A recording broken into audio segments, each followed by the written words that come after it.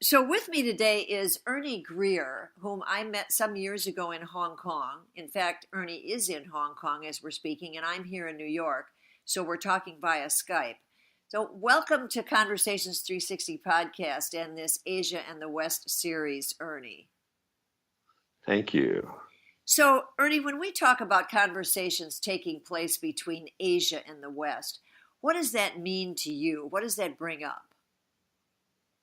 Globalization. Ah, okay. So explain what that means. Well, globalization is the flow of information, goods, and services between different parts of the world in order to achieve maximum efficiency.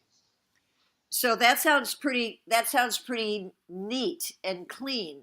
Is that really how it works? I mean, between Asia and the West, are we having adequate and efficient conversations? It's never adequate and efficient, but it has to be better than alternatives, or it wouldn't exist. Well, that's true. So, but you've been there and you've been between these several parts of the world for many years now. So how has that, and we're not talking so much politically, I think, as through business and individuals, how has that dialogue shifted since during the last decade, say? Well, I think the last decade, is you have to go back to a time. So we'd be thinking about 2006, which was, the introduction of the first iPhone, I think. So, let's say that was sort of the advent of the smartphone. So if you looked at the number of people that have access through the internet, particularly in China, I think it's, 800 million people now or something. Uh-huh. And most of those people are use mobile devices in one way or another. So what happens is that most of those people 10 years ago weren't on the internet because the quality of transmission was not available as to what it is now. So when you talk specifically about China and the United States, or broadening that to Asia and the United States, I think that's probably the biggest difference is the expansion of information available to people. Well, having said that, how accurate, given all this new, over the last decade, new interchange, interaction that's taking place, how accurate is the Chinese understanding of the West? Not very accurate at all. Yeah, well, I think, to go back a bit, I think you have to say, okay, in saying, you have to question the effectiveness of talking about nations. And I think you could say the same thing about the United States, because, if we're talking about far western rural China, that's one thing. If we're talking about Shanghai, Beijing, the tier one, increasingly tier two and tier three cities, that's a different deal. So let's assume we are talking about the tier one, tier two, tier three cities in China. How about them? How accurate is their understanding of the West? Well, I think, let's say that there's an elite group of people that that travel a great deal, that know it very well, and are responsible for growth of a lot of business between the two countries, and different types of interchanges. But beyond that, I think there's a big gap into the reality of what different parts of America is, and what the perception of it is from a tier one city, from Shanghai or Beijing or something. Mm-hmm. It's Hollywood and rap music. So turn it the other way around. How about the Western understanding of China? How accurate is that? I think in general, it may be less accurate than the Chinese understanding of the United States. Mm-hmm. Mm-hmm. Because think about how many people and what percentage of our population has, spent much time at all in China. I can tell you that in the past 10 years, it's a lot more than it was previously. And that's, as a result of globalization. We think about people our age and going to China. I mean, you think about Nixon in 1971, and the expansion since then. Now, people that work for big companies are, it's not a big deal to go to China on a business trip. Mm-hmm. So when you think, though, of people who are, let's say, 20 years old in both China and in the U.S., my sense is that there's a big appetite in China to know more about, and maybe the Hollywood version, but there were more people who knew about what was happening in the U.S. with Trump than I think there would be in the U.S. knowing about what was happening with the politics in China. Oh, I think that's absolutely true and clear. I think that, one of the things that America is still a global leader in is the entertainment industry. And, Trump's really popular just from The Apprentice. Okay, That's so, true. Uh-huh. so that's in many ways, when you really think about how information spreads and flows. Absolutely. That's one of the things that America does really well still. That's interesting. I think that's an interesting take on this, and I hadn't even thought about that Apprentice show. No, it's a big deal. Yeah, It's a yeah, big yeah. deal. So let's talk about what's on the... And also, and the thing that's important about that, Susan, is that you miss the nuance. Yep. Okay, so, again, so whatever, the braggadocio, the simple English that's easy to understand, that's popular in America, so it gets exported to Asian TV cable systems, that means it's pretty cool in America. That's interesting. Yeah, you're so right. You're so right. So let's talk about what's on the mind of a lot of people who have an interest in China, and that is the downturn, the recent downturn in the Chinese economy. What's actually happening, and what kind of impact has that had?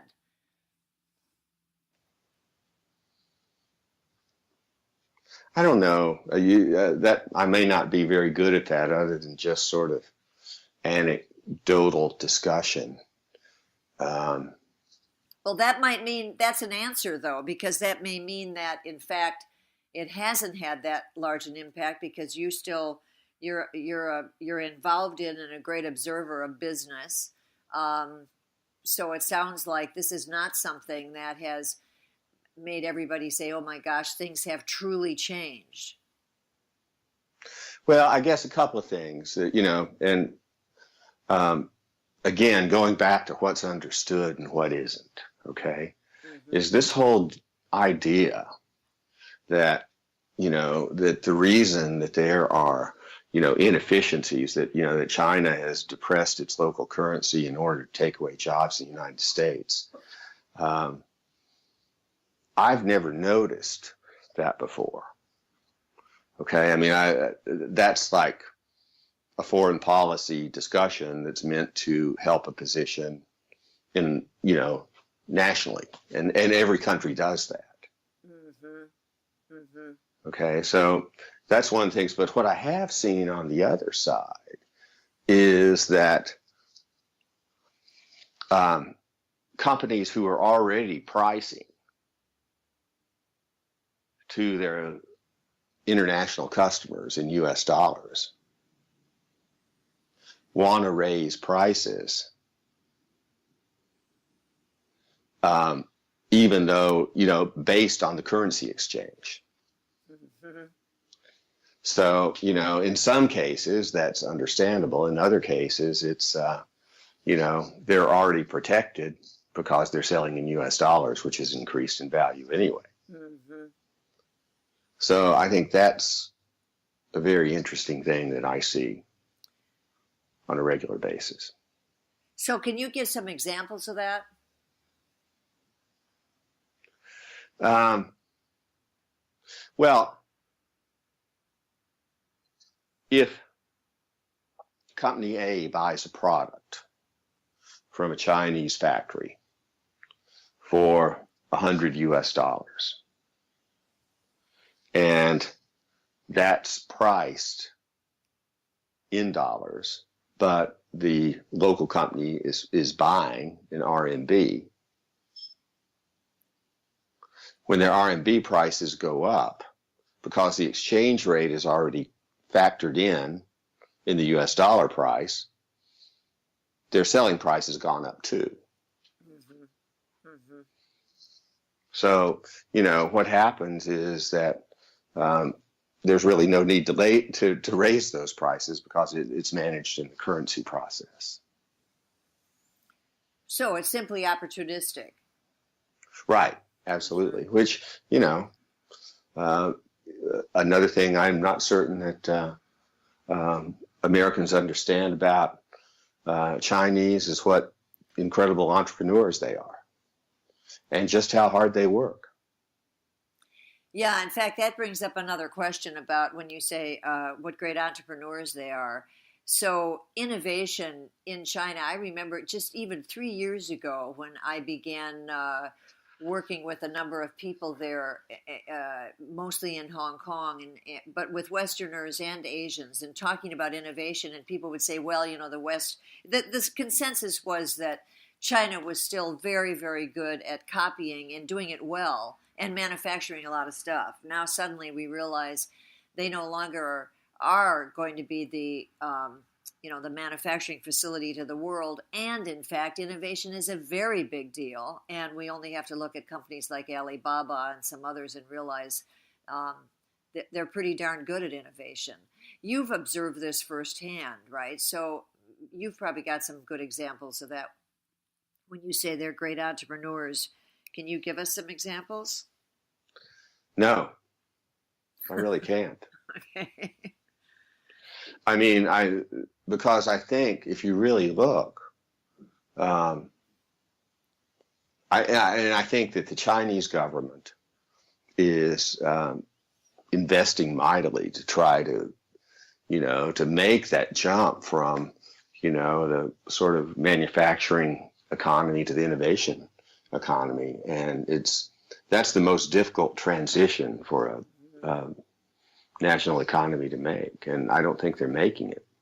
I think by and large, if you look at what they do, is that they take, innovations in products and in business models and, those two as not services yet, but certainly business models and products, and they'll put those together in appropriate ways. Yeah. I mean, if you look at WeChat, for instance, I think a lot of people that I know think that technically it's better. It's the best there is. Mm-hmm. And, it's got like 800 million users. Now, nobody knows how many of those are real and how many of them are, surrogates for whoever. Mm-hmm. But, only 160 million of those are outside of China. So what people say is, yeah, everybody says it's better, but what people tell me is that the innovation that's there is linking ideas from Western platforms. Mm-hmm. And bravo to them for doing that. But going back to your comment about the Chinese government wanting to turn this from a manufacturing giant to an innovative nation, where will that increased innovation come from? Will it be expats who bring their Western thinking? Will it be the young who have been educated in the West and are returning there? Or is it going to be homegrown, despite the fact that their educational system, some think, isn't necessarily the greatest place from which to create independent thinking? Where's that innovation going to come from? It's interesting. We talked about how much things are changing right now, and the whole sort of nationalist populist changes in the United States, which are not, unique right now to the United States. I mean, Bre- Europe, there's a lot of that. I mean, we have Brexit, we have, elections in France and Italy that we're thinking about. But I think that there's still a generation of what I'm going to call partnering kinds of innovation that need to happen in China before they're able to really start to, create and design new business categories on their own. So when you say partnering kind of things, you mean partnering with companies primarily from the West, or do you mean something else? I think that, I'm a little worried about, we talked about globalization early on. I'm a little worried about this nationalistic approach because I think it's a really good thing. But, how do you separate the massive companies of the world that have R&D centers in China, in India, especially, where all of a sudden the nationalism starts to evaporate. Okay. And then you say, okay, who's going to really foster entrepreneurs and how are they going to do that? Asian companies traditionally have not been very good at encouraging startups, any of them. Yeah, I think this is going to be fascinating, and but I do see, when I see people, I've met a number of people who've been educated in the West and who have returned, in this case, to China, and have a totally, American innovative way of looking at the world. Now, whether they can turn that into businesses that are truly successful and can scale is too early to tell, I guess. But certainly, well, first, whether they can, and then second, whether they will be, encouraged. Encouraged or allowed to, because certainly the intent is there and the investment's there. If you look at Asian countries in general, there's a lot of investment in promoting entrepreneurship, I think. So when you say they may not be encouraged, where would the discouragement come from? At a micro level, I mean, all these things may look great at a macro level, but, who's allowed to succeed at a micro level, or who is lucky enough is a better word. Who's lucky enough to succeed at a micro level? I think it's true everywhere.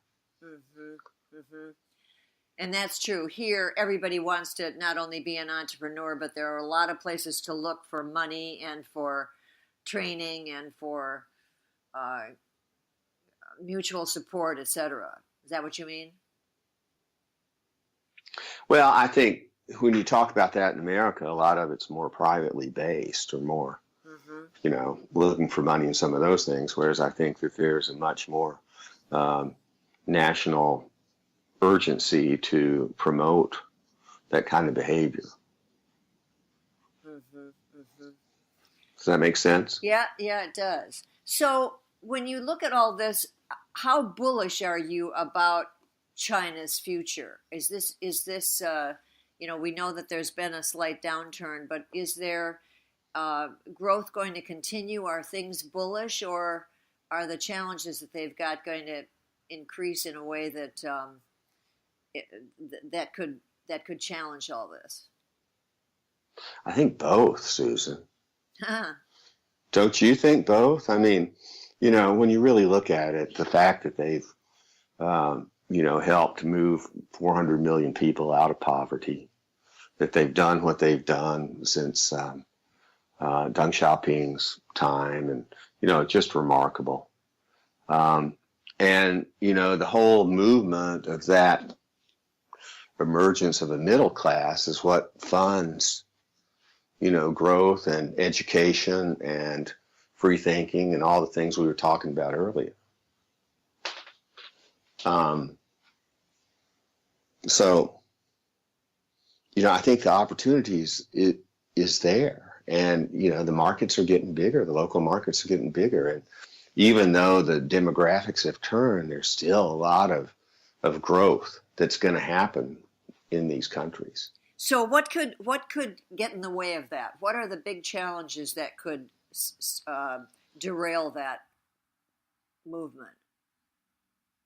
Well, I don't really know. But I think one of them we've talked about is, the whole flow of information. Is there comes a point where, the sort of tribal information, it's too conflicting with a single, dictatorship. So I think that's a question. So, it's like, okay, so you have 800 million users, you have a great firewall, and then you have all this information that people are disseminating that's impossible to control. And by the way, that information is increasing geometrically. Mm-hmm, mm-hmm. So how do you control it in the future? And how do you keep all those special interest groups happy and feeling good about their prosperity and their lifestyle and how things are changing? Well, and meanwhile, if you're pumping out a lot of college graduates who now can't get jobs because the economy has shifted, that creates the kind of unrest that could be a challenge, I would imagine.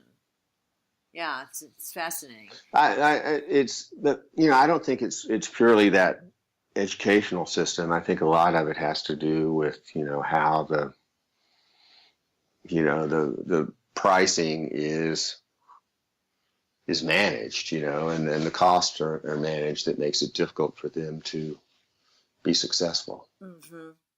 So you've had a lot of experience in Hong Kong. I mean, you've lived there, you've taught there, you've done business there. What's happening between Hong Kong and China? A lot of people in this part of the world, in the Western part of the world, don't really have an understanding of what is all this pro-democracy stuff all about, and should Hong Kongers be worried that their world is really shifting and that it's not the Hong Kong it used to be, and is that a problem? That's a very sensitive question, and probably again, I'm not the best one to answer about it. But again, we talked about earlier. I'm going to go back to the first thing I said to you about the dog that caught the car. Is that every place I live doesn't understand how to deal with the information that its citizens now have, be it true or untrue. Okay, so these, the Hong Kong, if you look at a lot of sort of basic demographics statistics in terms of education levels, in terms of health, in terms of experience, global experience, all those kind of things, they're very different than most cities in the mainland. And, I don't think that's that much different than what we'd have in the United States. The people in Alabama are very different from people in Manhattan, but it's kind of that same thing. But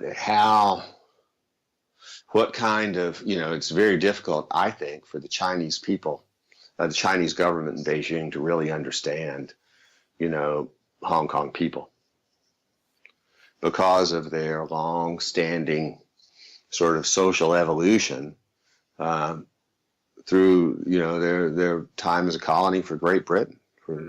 So that's a very difficult thing for them to do, is to understand that. But these people, are well educated, smart, aggressive in Hong Kong. And I think they believe that they should be entitled to self-determination in terms of how they elect their government and how they rule themselves. And, you know, How likely do you think that's going to be? well, you know, the sad thing is that China is never going to give in to that. Mm-hmm. Just isn't going to happen.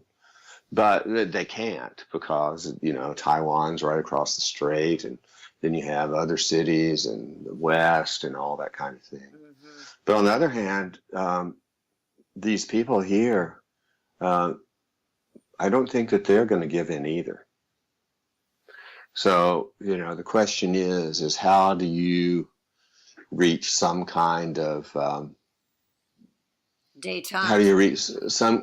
Well, let's hope it would be like a working collaboration that recognizes both of them, because you know I think one of the things that a lot of people don't understand is that you know there was flights of money out of Hong Kong in 1997. Mm-hmm. You know, because people thought the whole place was going to be immediately, it was going to be sort of like barbed wired in or whatever. Well, it didn't happen. Yeah, you're referring to the turnover, the handover. Yeah, Yeah. Mm-hmm. yeah, Mm-hmm. yeah. Well, it didn't happen. But, you know, the question is how that's going to evolve over time, you know, and I don't know. I really don't know. But these people are not giving up on that.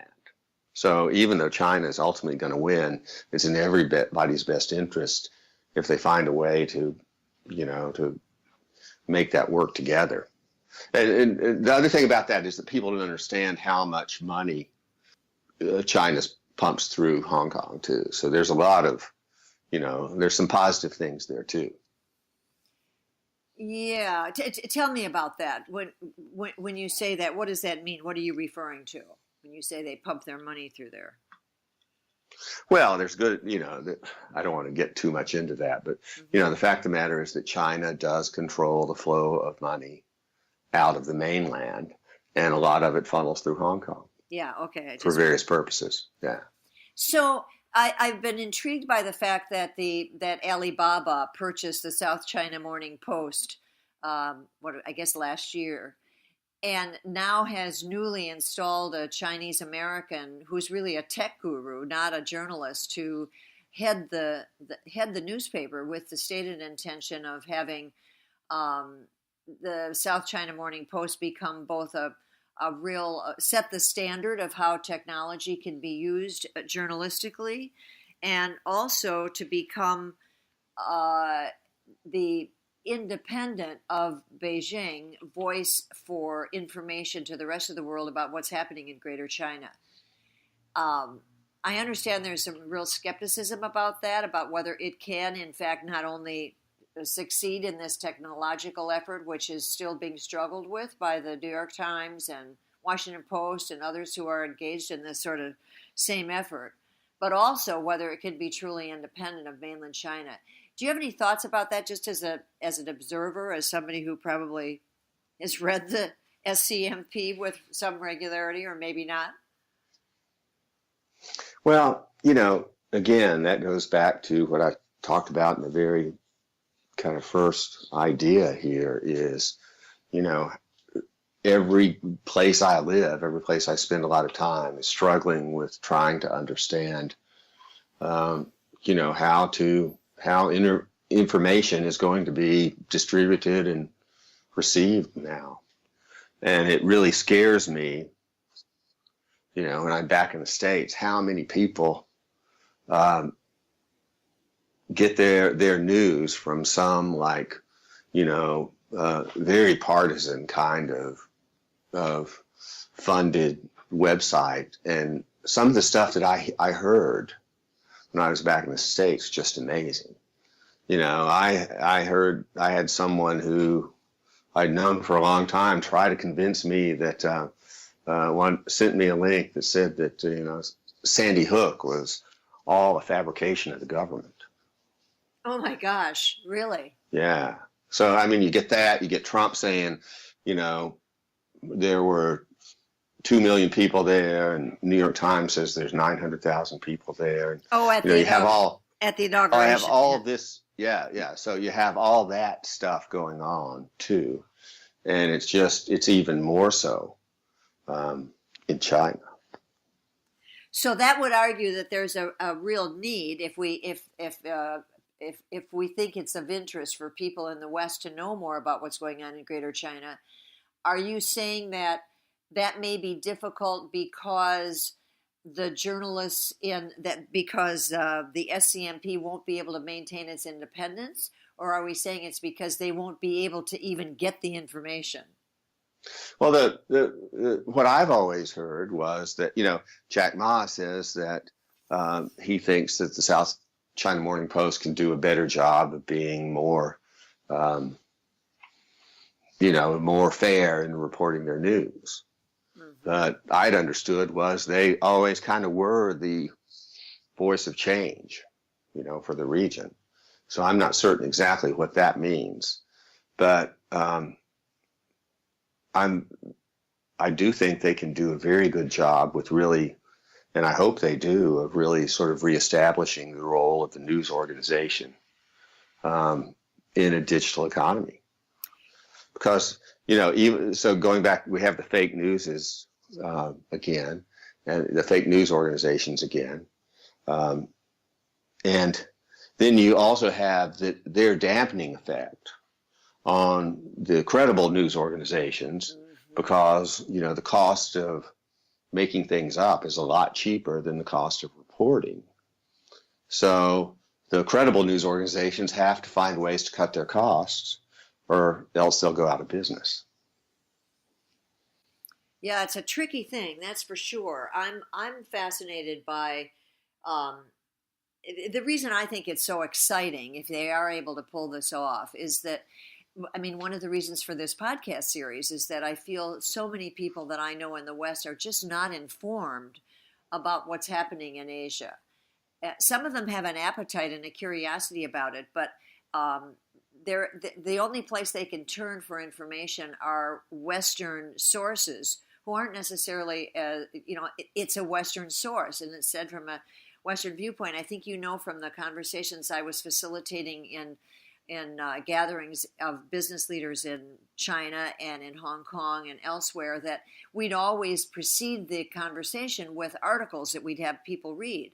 And every time I'd have people say, well, this is interesting, but it's been written by Westerners. This is a Western picture about whatever it was, innovation in Asia, something else.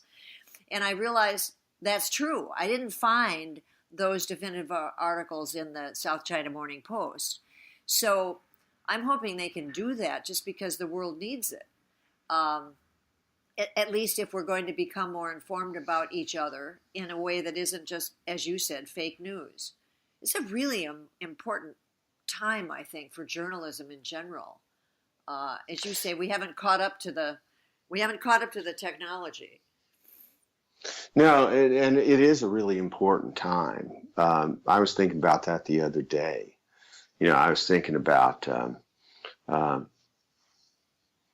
Woodward and Bernstein and all the president's men and all that kind of thing, and the role that journalism played, in our society at the time that you and I were, in our 20s. I mean, it was really something that was to be admired and respected and promoted. And that's ancient history now, isn't it? Unfortunately. Yeah, you almost feel nostalgic about it. It all seems so, otherworld almost. There was a marvelous film that didn't get wide circulation. I think it was called Page One, and it was a documentary about the New York Times trying to grapple with what was happening in the digital world and how they were going to get there. And one of the most ironic things to me was that it took place in the new New York Times building, which they had to sell and then rent back space in so that they could, survive economically. Survive. Yeah. This is an important time, and you're right. We got all the technology to be informed all over the place, and yet it's being used in ways that are not necessarily helpful. So more to come. But I think you used the word collaboration earlier, and I think that's fascinating because, to my observation from having been lucky enough to be in a number of parts of the world, especially Asia as well as the West, makes me think this should be the next century of collaboration. But that's the way things have to be done. You said it about Hong Kong and mainland China. You referred to it in terms of how companies do business all over the world. And yet the rise of nationalism, populism in a lot of places seems to argue against that. So this is going to be interesting, and I don't think we can just watch it. I think we have to figure out how to get active in it. What's your thought? Well, it's interesting. I moved from the United States in 1995. I moved to Sydney and then went to Tokyo and then here. And the change is so different, and it's a long time, as a percentage of a human lifespan for sure. But, when you talk about how the world progresses, it's not very long at all. So I think about going back to 1995 when I was in Sydney, we had email, but we had to use those kind of dial-up things. And we didn't really have an internet, to speak of. Okay, so, that really wasn't that long ago in terms of the change. And back then, when I was in the business world, we'd have people from Europe and North America come and visit our divisions in India or China or Japan or Australia or wherever. And the whole ability to function and to make a business happen across those borders was culturally very, very different, very, very difficult. And part of the role that someone like me had to play was trying to facilitate those interactions. But again, 1995, that generation is moved on. And the people that have replaced them have sort of grown up in a more globalized world. And they're much more adept at collaborating across different cultures. And I think that's globally. That's from Asia back to the United States and the United States to Asia. And you can include Europe in that as well. So that's the good thing, is that now, as I mentioned, a millennial that's worked for a big company has an experience probably of working in a global project through Skype, just like we're having this interview right now. Mm-hmm. Mm-hmm. So that's the good thing if, nationalism and protectionism don't get in the way of it. Yeah, I think that's our big challenge globally. We can't go backwards now. In fact, yeah, we'll more to come. TBD. Well, it can't go back. Well, we can't go backwards. I mean, it's not like the tide's going to go out again. But meanwhile, we can have some backward steps. But, I think the train's left the station on globalization. Mm-hmm. Well, one would hope so. I think it's early to say what effect this is going to have in the United States. But my sense is that the very people you were describing, the millennials who do have a global view, will realize that they are potentially the people who have to carry this idea to the place that it needs to get in order for us all to thrive in it. We'll see. Anyway, is there anything I haven't asked you that you think is relevant here about this whole how Asia and the West are interacting? I know you still you have a place in Thailand, right, as well? Yeah. You're all over the place, Ernie. So. Yeah. Well, one thing that just brought, I can talk about this stuff for a long time with you, Susan, but one of the things that what you were just talking about in terms of the shift and the change is that, there's a big demographic swing going on there too, that, it's already might as well be history because it's so predictable in terms of what we know.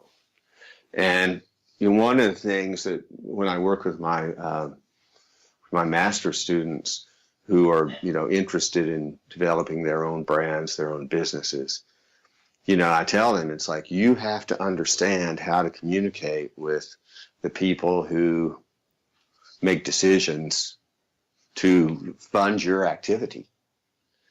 And, in China, one of the things we do is we go back and we say, this is a very hierarchical, very male-dominated society.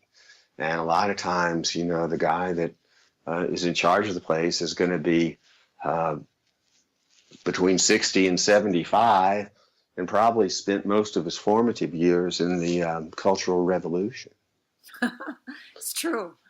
So it is true. And you know that because you've been in the room with those guys. But it's like, listen, your ideas may be the best ideas in the world and completely defensible, but they've also got to be communicated into this demography. And, how's Donald Trump now, too? Okay, so, you have that kind of thing starting to manifest itself as well. Mm-hmm. Well, so yeah, go ahead. ahead. No, go ahead. Well, I think that people don't really understand one of the differences that, again, it's kind of moving backwards in the questions, but people don't understand, the